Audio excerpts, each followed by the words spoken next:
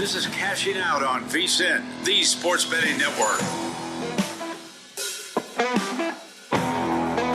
All right, let's have some fun. It's time for Cashing Out with Joe Ceraulo, taking you through your Tuesday night into Wednesday morning here on The Big Show. We've got loads of live action to get to on the diamond, on the court, college hoops. The Crown is going on. I'm more interested in the NIT action that we've got live. Loyola Chicago, Chattanooga in a battle in Indy. The Mocs, how about them? Up 3.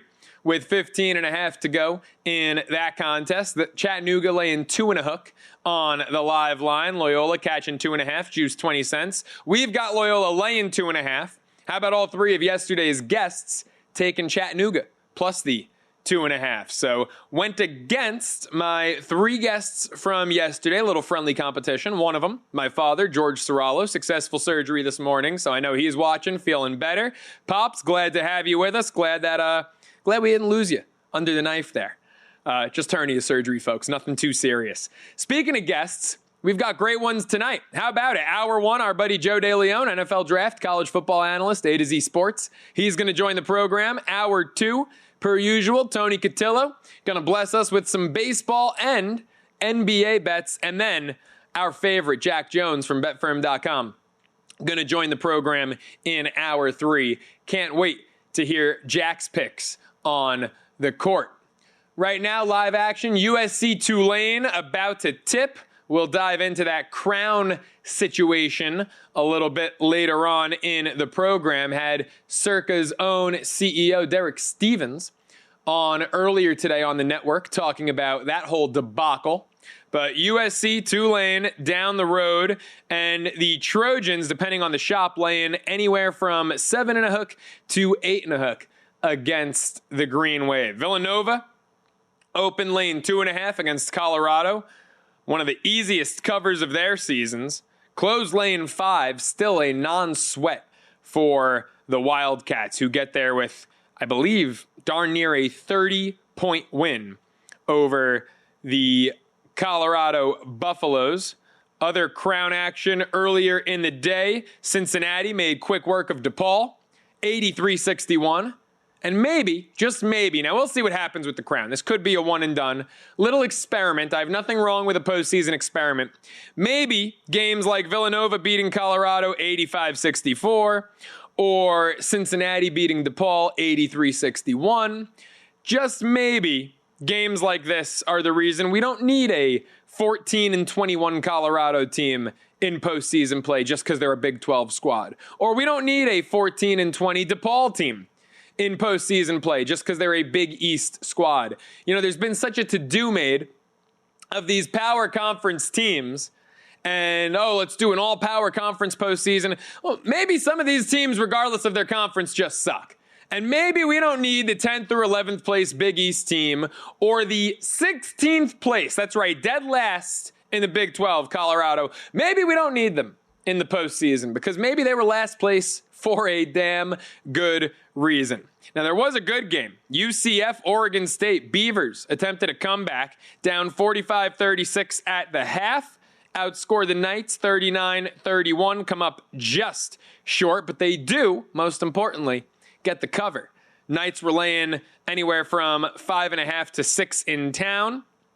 A couple of 4.5s on the mobile market. We've seen a lot of, we talk about the debacle with some states pulling these games. Seen a lot of lines, varying in the major mobile players, the DraftKings, the Caesars, the BetMGMs, the FanDuels, and then the shops here in town. Like that Georgetown game, perfect example, where the Hoyas, they had that illness, team-wide illness, as they described it when they put that information out there. And they were, laying 2.5 at DraftKings at tip, but everywhere else here in town, they were catching 2.5. So a 5-point difference. This UCF game, laying 4.5 the Knights were on the mobile players, but a point to a 1.5 difference in town where they were laying 5.5 to 6, depending on the shop. It's why it's always so important to shop around. No issue with Cincinnati, laying 9 and a hook, 10. You name it. They covered that against DePaul in that one. But the Beavers putting up a little fight over the Knights. How about NIT action? Man, Did they have the line, the number on that UC Irvine game against North Texas? Do they have that spot on or what? UC Irvine. Credit. Again, got to give my pops credit for this one. I know he's watching. He just texted me. Gave out UC Irvine plus 1.5 yesterday. I was frankly leaning North Texas, although I had no action because I thought it would be a close one. Well, they got the number right in this one, huh? How about it? A 2-point game. Anteaters, 69. Mean Green, 67. North Texas got the game they wanted. Slowed the pace down. They wanted that half-court slower game. UC Irvine probably wanted to run it in the 80s. Well, 69-67, lower scoring. But the Anteaters headed to the NIT Championship where they await the winner of this Chattanooga-Loyola Chicago contest. Still the same 3-point game it was minutes ago. 13:40 to go. Chattanooga 50, Ramblers 47. Was just tied at 47. Mox hit a 3. Mox laying 1.5 now. It was 2.5 last time we checked in. Now it's 2.5 once again. As the free throw for Chattanooga is no good. Ramblers ball. Wow, it would have been a 4-point play for the Mox. Loyola just tied it with a 3. Let's see if they can do it again. Down 50-47, 13.5 to go. Getting into the paint. Kick it out. 3, no good. Mox board. We'll keep you on this one. I need the Ramblers laying 2.5, down 3. Plenty of time to go there, however.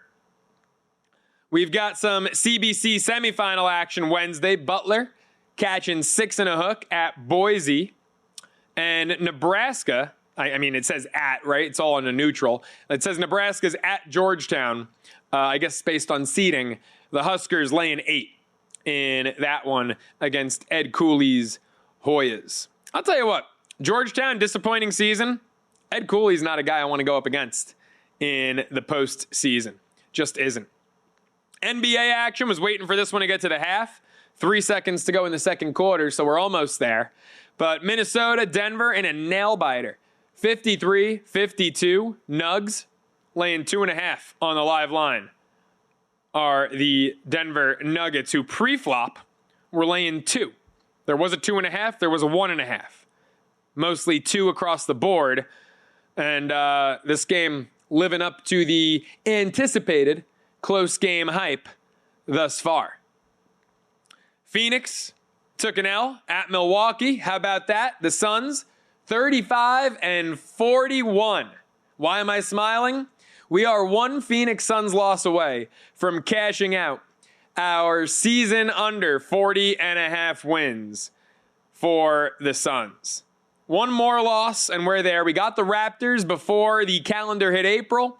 Here on April 1st, we get the Suns within one more loss of our ticket. How about Chattanooga? They're running away with this thing, damn it.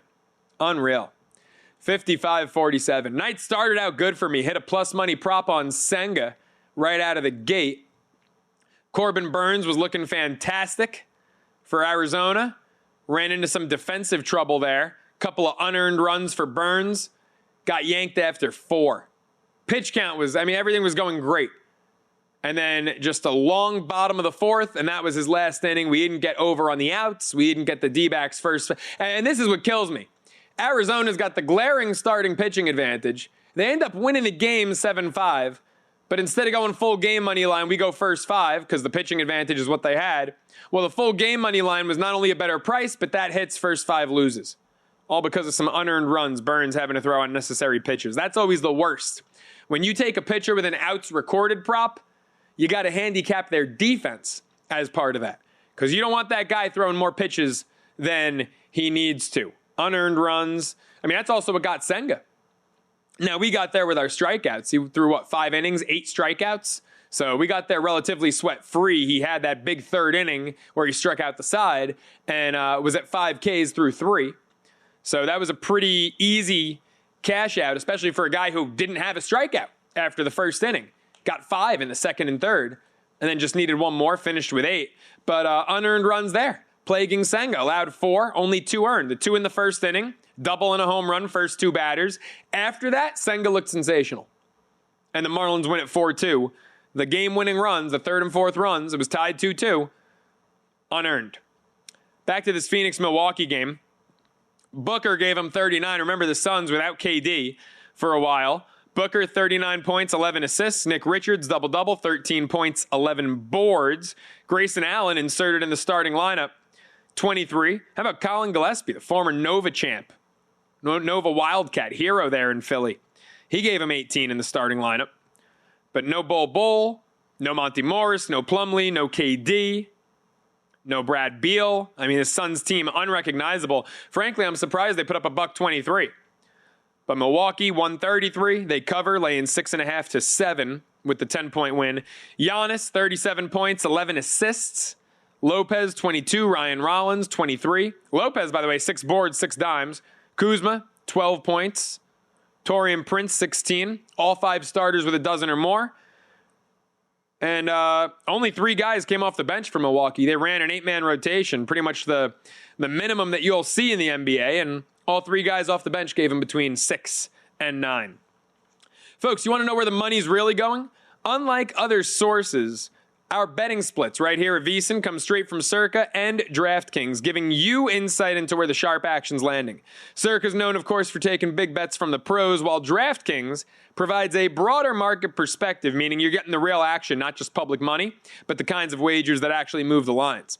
See the percentage of bets versus the handle on every game across every major sport, helping you make smarter, more informed bets. Get VSiN's exclusive betting splits for as little as $9.99 your first month.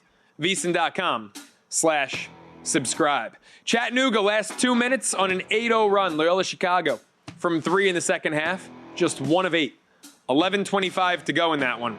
Not looking good. Mocs up 55-48. Ramblers shooting free throws. Mocs laying 4.5 on the live line. More cashing out with Joe Ceraulo up next.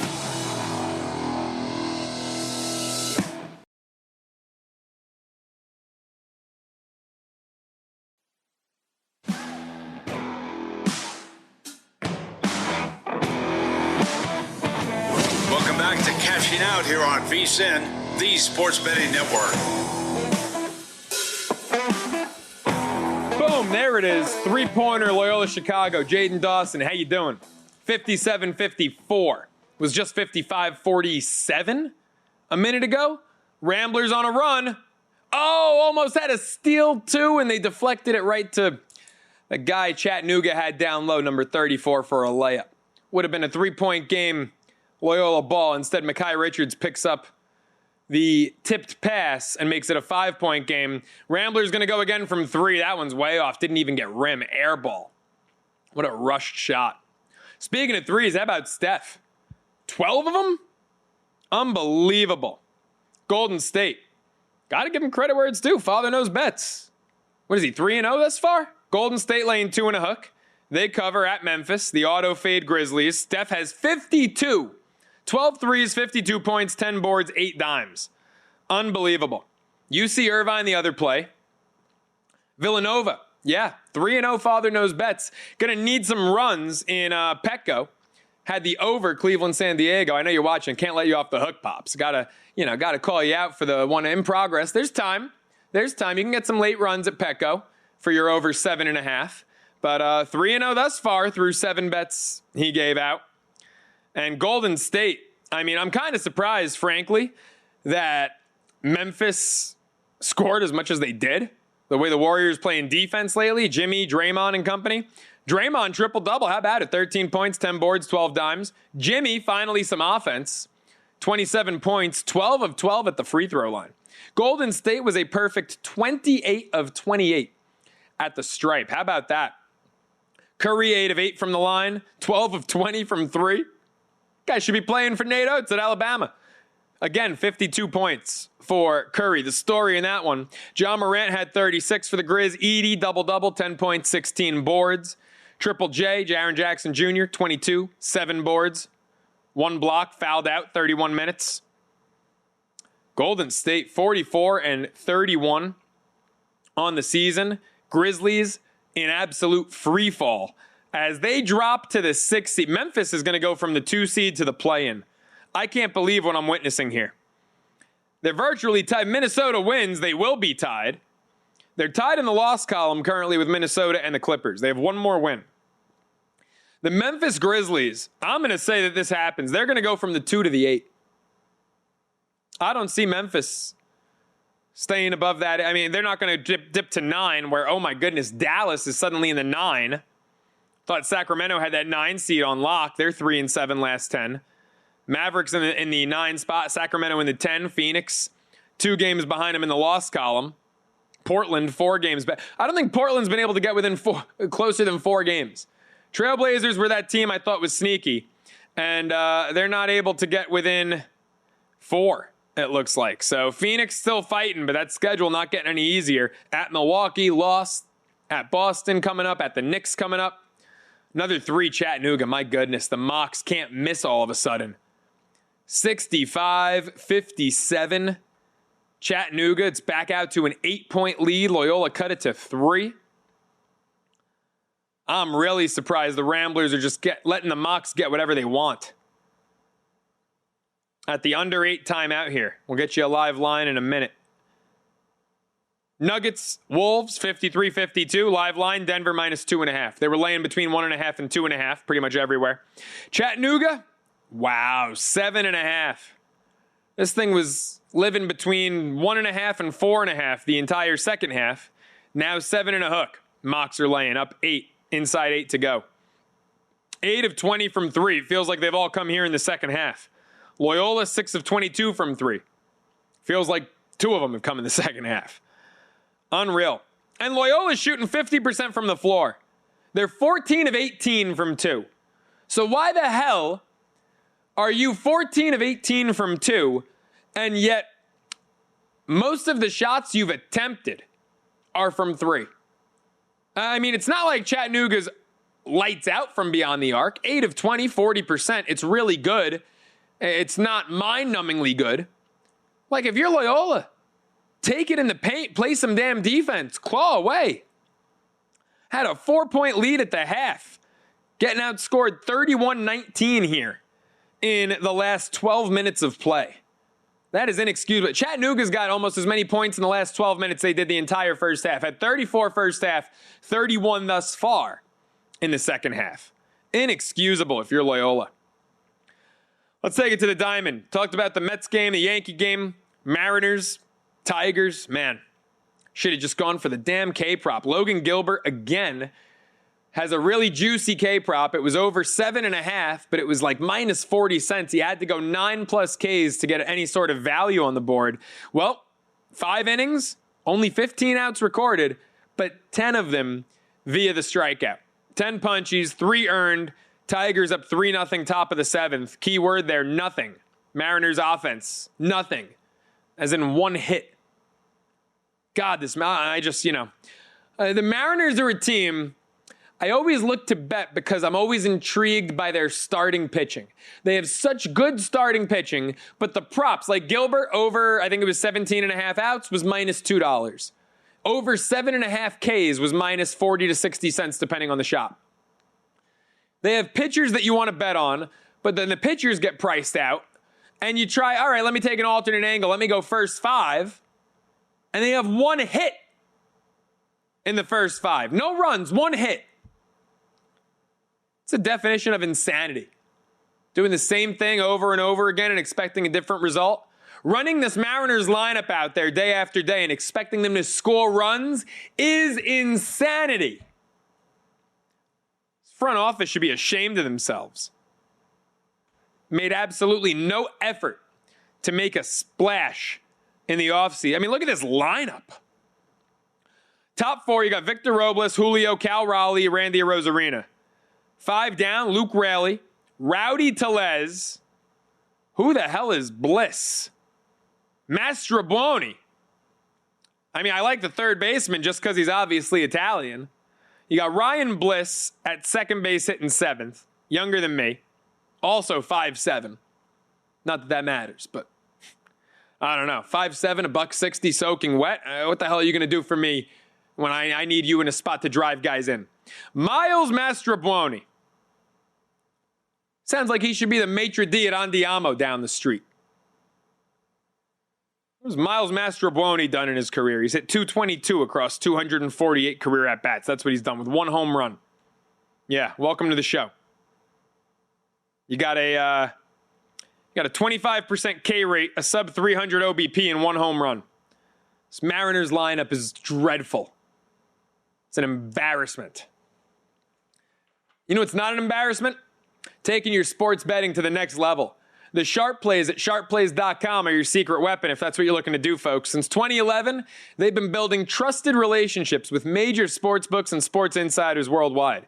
They provide daily updates on what top pro bettors and betting groups are wagering on, so you're always ahead of the game.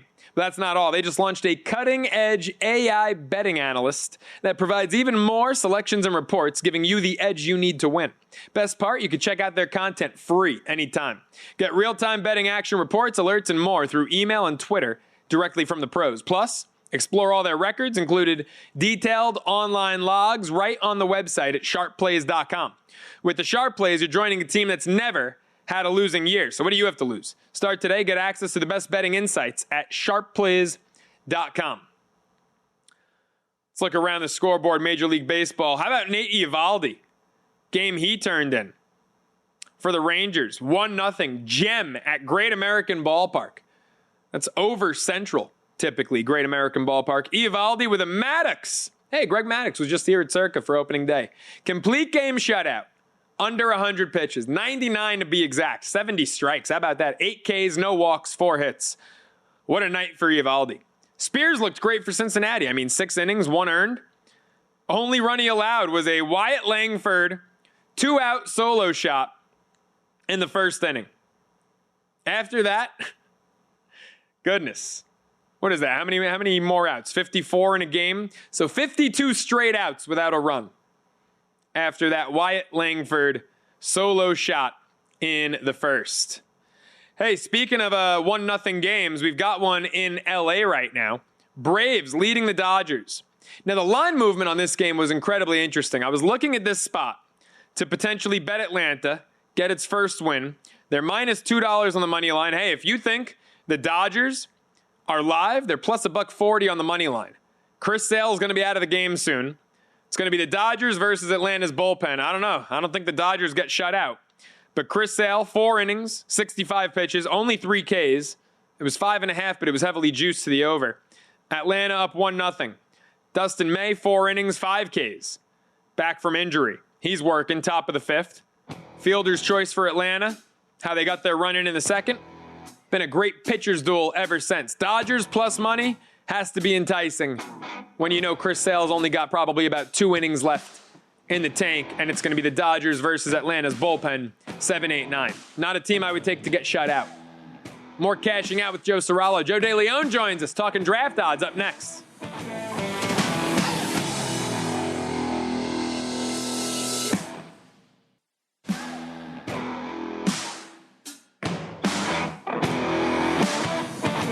Welcome back to Cashing Out here on VSiN, the Sports Betting Network. Cashing Out continues with me, Joe Ceraulo, taking you through your Tuesday night here on the program. And how about this little comeback? Loyola Chicago has got the Chattanooga Mocs within 2. 4:43 to go there. 70-68, Chattanooga leading. It was just an 8-point lead minutes ago. We'll keep an eye on that. Plenty of time left there. We'll take it to the progressive guest line here, as I know he's sweating this one out too. Our buddy Joe DeLeone, NFL draft and college football analyst, A to Z Sports, one half of the Ruffino and Joe show, joining us now. Joe, how are you, my man? I'm doing good. What basketball game is this even? What tournament are they playing in that you're even betting on? I find it hard to believe that you've watched either of these teams this year. Come on, Joe. It's the NIT. You're acting like this is like the CBI or something. I thought the NIT was already over. I could care less if it's not the March Madness tournament. And how dare you question if I've watched these teams this year? Loyola Chicago is in the same conference as each of our alma maters, the A-10, baby. I stopped paying attention to Rhode Island, and I will not pay attention to Rhode Island until they fire Archie Miller. So I haven't been watching. So no, I can't say that I've watched Loyola Chicago. It's a hell of an indictment. Well, Loyola Chicago had covered 11 out of 13 coming into this one. Made some A-10 tournament money on the Ramblers. Thank you very much. So this was a team that I liked. Chicago-based, obviously. The semifinal at Hinkle at Fieldhouse in Indianapolis. So thought we were cooking with something here. Down 4. 4.5 minutes to go. We'll see. They're running a set here. And put back 2-point game. All right, Joe, let's talk draft. We all know it seems like Cam Ward's going number 1 overall. And I liked your angle for quite some time about the Giants trading up. It seemed like it had legs for a while. Then Jameis and Russ happened. And obviously that's cooked. Just about as cooked as Russ. So let's go down from the number 1 pick market to the number 2 pick market. Still a heavy favorite, Abdul Carter, minus 250 there. Is that a lock? Or are we thinking Travis Hunter at plus 230 might bring some value, or maybe even Shedeur at 6-1?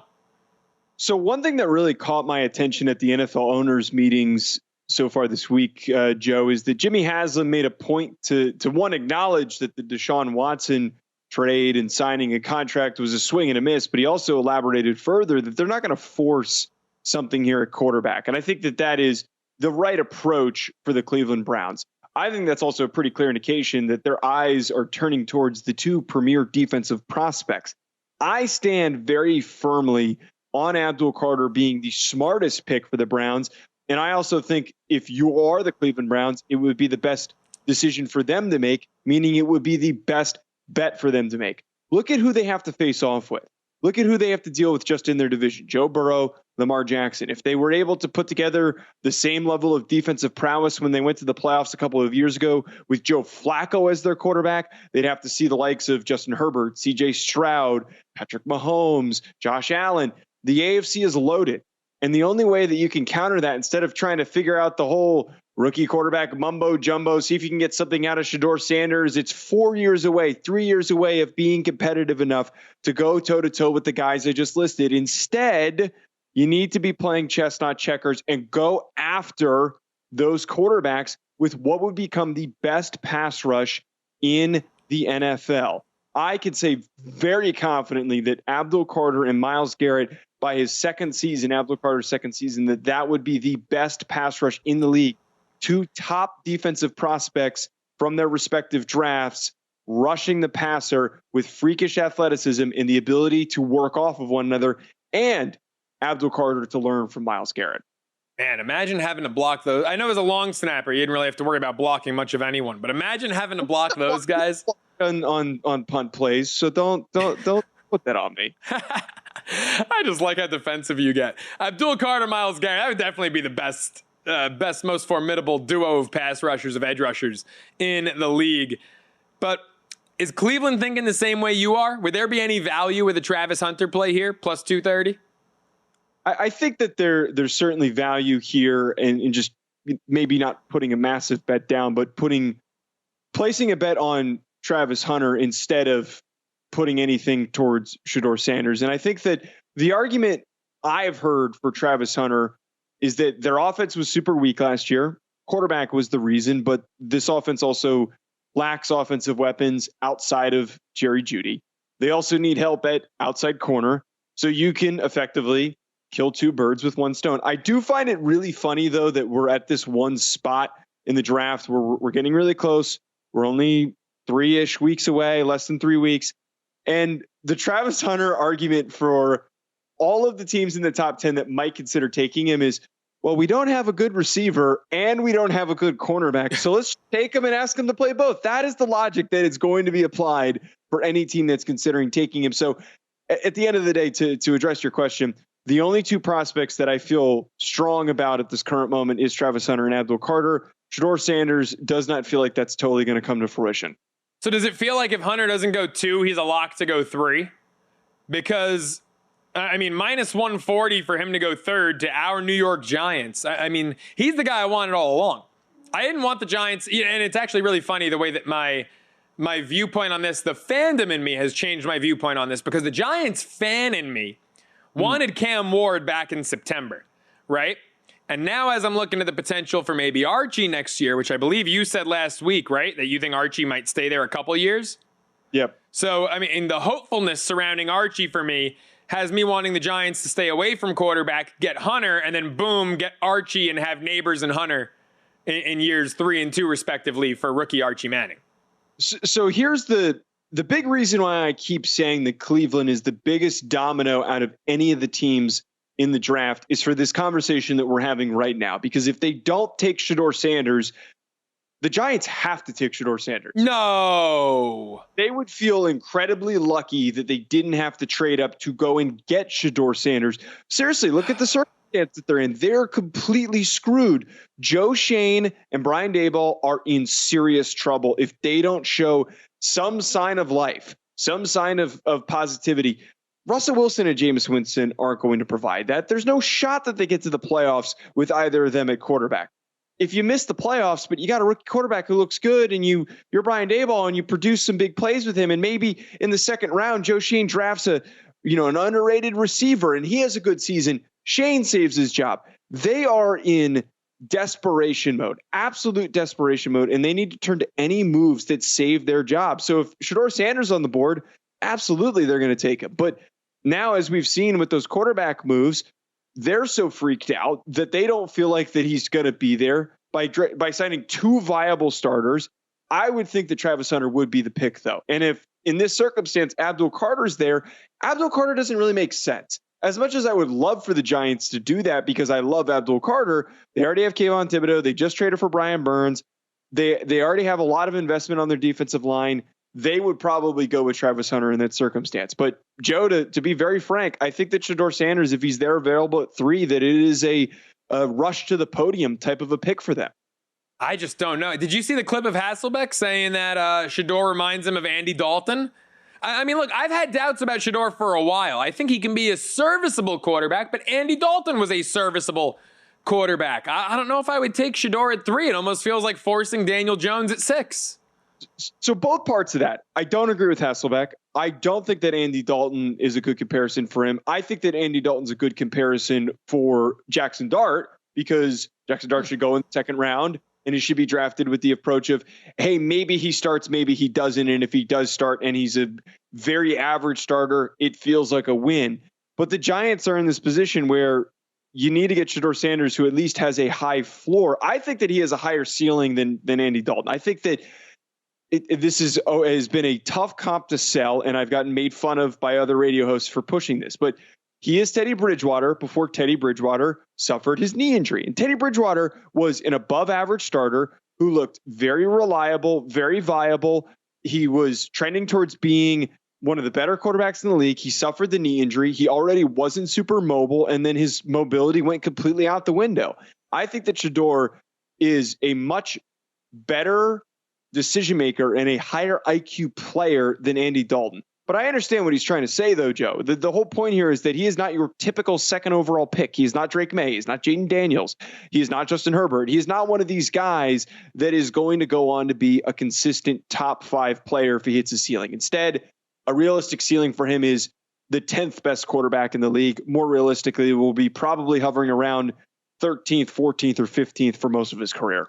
The things I would do to have Jaden Daniels at quarterback for the New York Giants, man. And we could have had Saquon, Joe. We could have kept Saquon and drafted Jaden Daniels if things went. Yeah, no, but don't worry. Chicago's just driving up the price on Saquon. Philly's out. Unreal. Folks, the tournament might be winding down, but the betting action never stops. How about this? MLB's back. NBA, NHL playoffs around the corner. Masters, draft right around the corner as well. It's Final Four week. Non-stop action to bet on, so stay ahead of every opportunity with a VSiN Pro subscription. For just $9.99 your first 30 days, you'll get daily best bets from our hosts like myself and our guests like Joe DeLeone.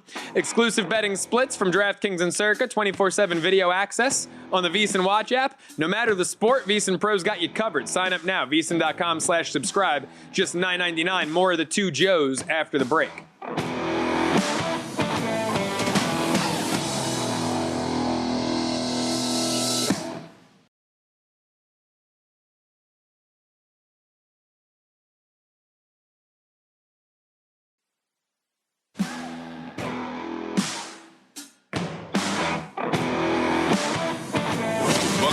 Cashing out here on VSiN, the Sports Betting Network.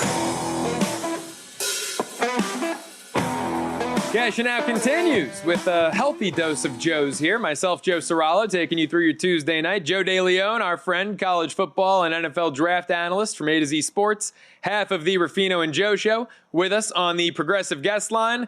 Loyola Chicago can't buy a bucket down the stretch here. They've cut it to 1, but after a missed layup, 74-73. Chattanooga leads by 1, 50 seconds to go. Mock's ball. I know Joe is sweating out this NIT semifinal. No, I hit my bets today. I'm not like you. Wow, okay. We can cut them, guys, in the back. The audacity. Oh, my God. Chattanooga just hit a 3, like fading into their own bench, hand in his face. Gross. Honor Huff. He's 4 of 10 from 3, all 12 of his points from beyond the arc. 4-point game, 34 seconds left. That might have been the dagger. Unreal. Yeah, I really am not hitting crap tonight. All right, Joe, draft around the corner. What are we, 3 weeks, 23 days away, right? Yeah, the 24th, 25th. Thursday the 24th, right?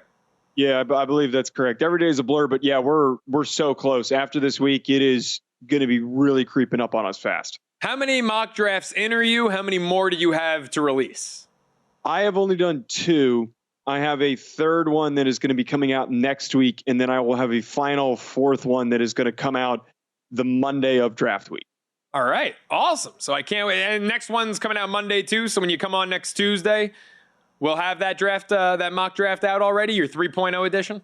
No, it's coming out on the 10th. We're just going to barely miss the 3.0. So there'll be the following show we can talk about. All right. Well, you know what? You can give us a sneak peek into it right here on the program. Let's talk first wide receiver selected. Now, by the way, folks, we're throwing graphics up on your screen. These markets, actually, I should say, are moving so quickly that these numbers are constantly changing. So right now, McMillan, minus $2 to be the first receiver selected. Matthew Golden, plus $1.50 to be the first receiver selected. These original numbers that we're going to throw up on your screen, McMillan was an even heavier favorite. Golden, a bit of a longer shot. There's been a little bit of a market correction there. And then Igbuka from Ohio State, 16-1, tells you it's really a 2-horse race there.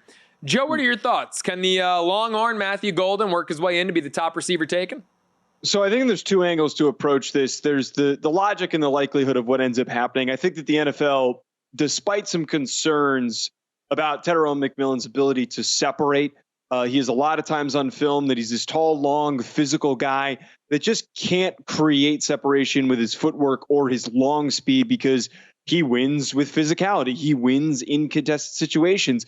I think that there are some NFL teams that are worried about that, but certain teams with the right circumstances picking in the top 15 are still going to value him. I think that the Dallas Cowboys are a really good example of a team that are looking for a T. Higgins type receiver who I keep comparing Ceraulo McMillan to, that you'll be able to get that production from him getting one-on-one opportunities while attention is diverted towards CeeDee Lamb.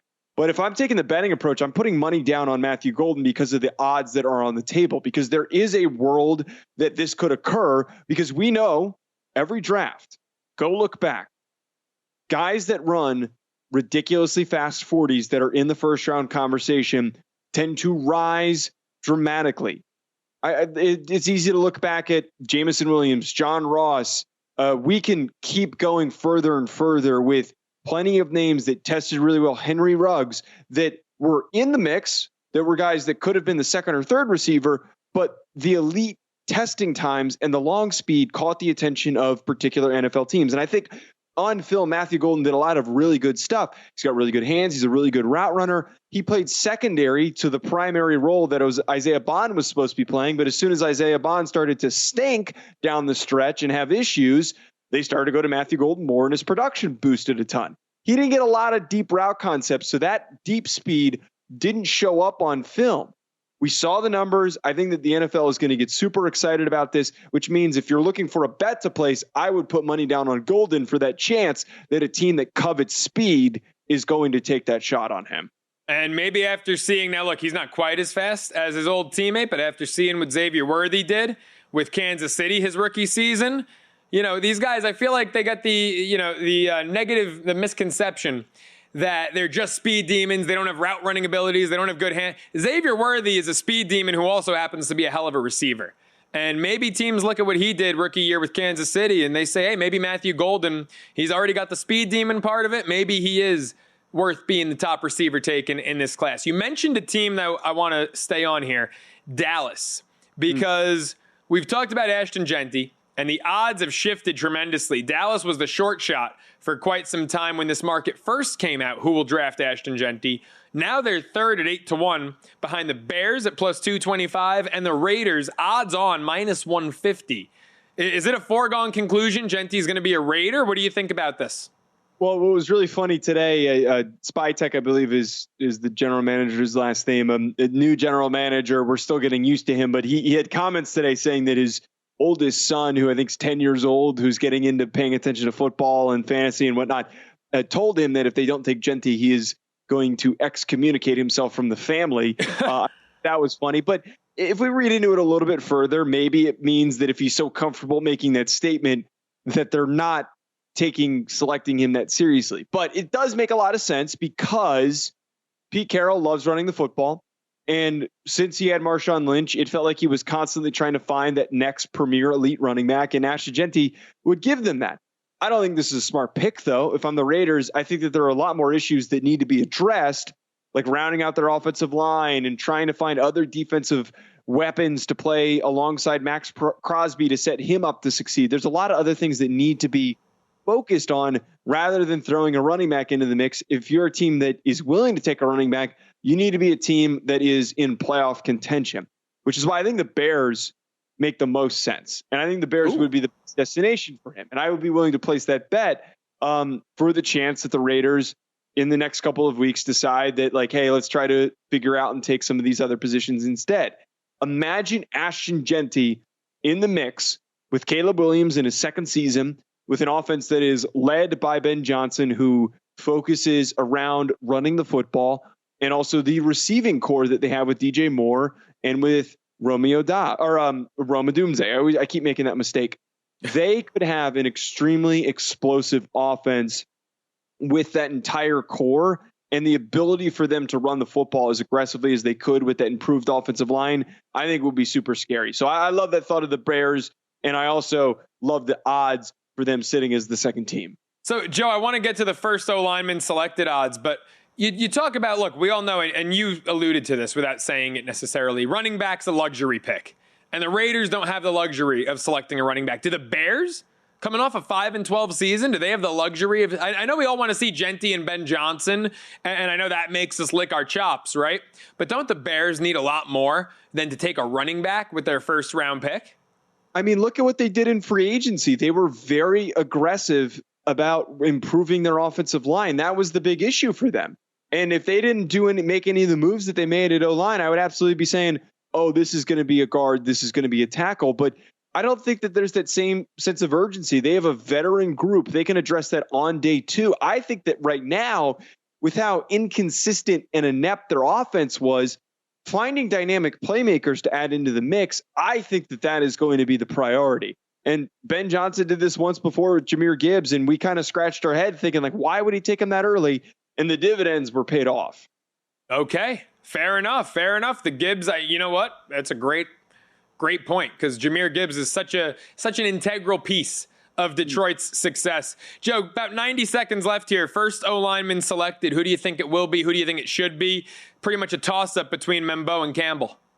I think there's a lot of momentum pushing towards Armand Membo being the first offensive lineman taking. He is an athletic freak. He can fly and move to the second level. He's got the length to play tackle or guard. I've heard that the Patriots are very big fans of his, and they really, really like him. I think that could be a big motivator because they're trying to get more protection for Drake May, and they see the tools that they can use to build and to develop him and to bolster that offensive line with those traits. So I think that Membo is the one that is worth betting on at the current moment. Where do you have him going? And Campbell as well. Patriots would be the most likely destination, or I would pay attention to the Jacksonville Jaguars. And then Campbell still in the mix for the Patriots. The other option that I think that would be really intriguing. Did you have Jets? I don't know about the Jets because of the investments that they've had at offensive line in the last draft, but it's certainly possible. But the 49ers are a really interesting team to pay attention for both those guys. Am I right? Did you have Campbell to the Jets in one of your first two mocks before they made the signings? I don't think I did. I don't recall, but I don't think I did. Okay. I thought I read that. Jets, Tyler Warren, looking like that might be the pick. They're the favorite. They're the short shot on where will Warren go. Be interesting to see where he lands. Joe, appreciate the time. Make sure you follow him on Twitter at Joe DeLeone. Check out the Ruffino and Joe Show on YouTube and the rest of his terrific work over at A to Z Sports. More Cashing Out with Joe Ceraulo up next.